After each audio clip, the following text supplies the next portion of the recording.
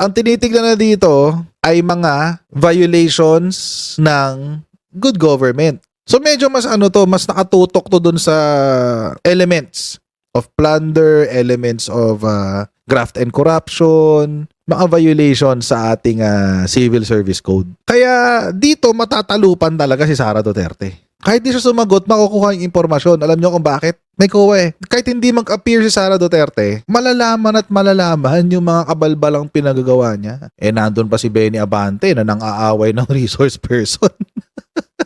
Pag hindi ka sumagot ng tama o pag malabo yung tanong mo, nang-aaway. Kung hindi pa niya napapansin at hindi pa napapansin ng mga tao nakapaligid sa kanya, Congress is affording her the courtesy of explaining the issue herself. Unahan mo na yung kwento bago pa kami mag-imbita sa iba, bago pa kami mag-imbestiga sa iba. Eh kaso, wala, hindi niya nire-recognize eh.